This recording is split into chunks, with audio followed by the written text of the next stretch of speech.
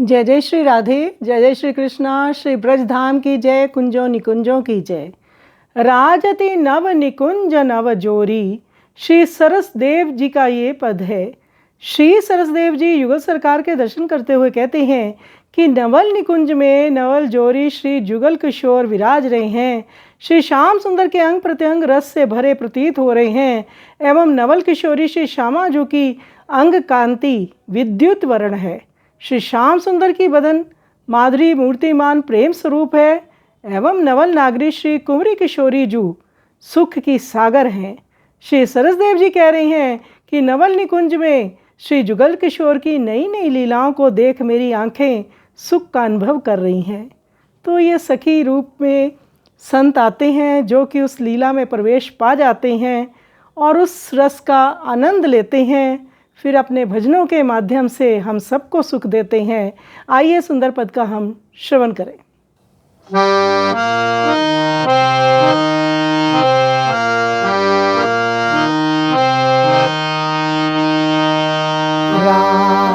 राजति नव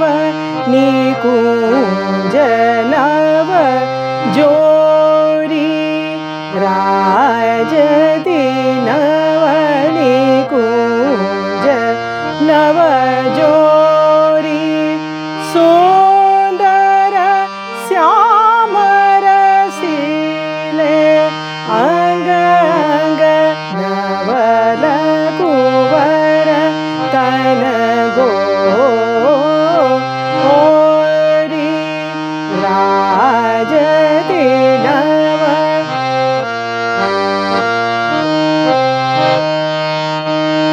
राजति नव निकुंज नव जोरी, सुंदर श्याम रसीले अंग अंग नवल कुंवर तन गोरी, राजति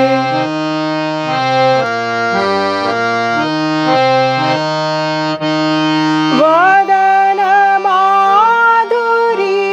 मदन सदन सुख सागर नागरी कुंवर किशोरी, वदन माधुरी मदन सदन सुख सागर नागरी कुंवर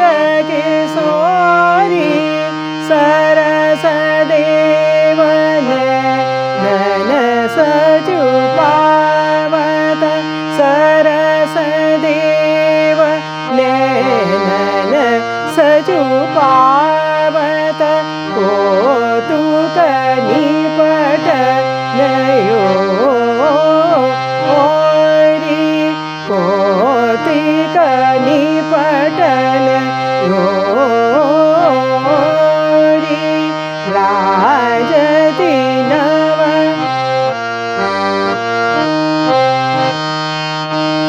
श्री राधे राधे, जय श्री राधे, श्री राधे राधे, जय श्री राधे, जय जय श्री कृष्णा, जय श्री कृष्णा, जय जय श्री कृष्णा, जय श्री कृष्णा, राजति नव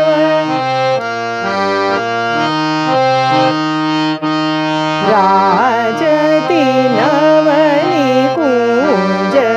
नव जोरी, सुंदर श्याम रसीले अंग अंग नवल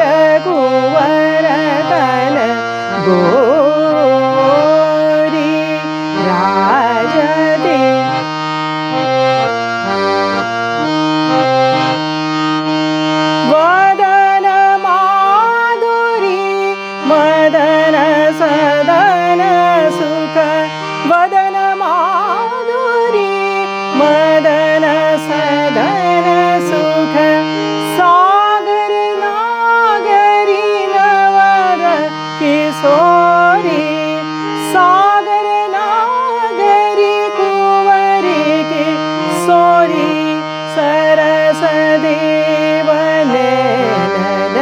सजु पावत सरस देव नयनी सजु पावत कोतिक निपटनयो ओरी कोतिक निपटनयो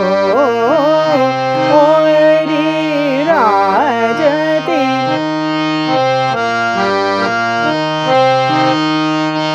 श्री राधे राधे जय श्री राधे श्री राधे राधे जय श्री राधे जय जय श्री कृष्णा जय श्री कृष्णा जय जय श्री कृष्णा जय श्री कृष्णा राजति नव राजति नवनिकुञ्ज नवजोरी सुन्दर श्यामरसीले अङ्ग अङ्ग सुन्दर श्यामरसीले अङ्ग अङ्ग नवल कुंवरितन गोरी नवल कुंवरतन गोरी राजति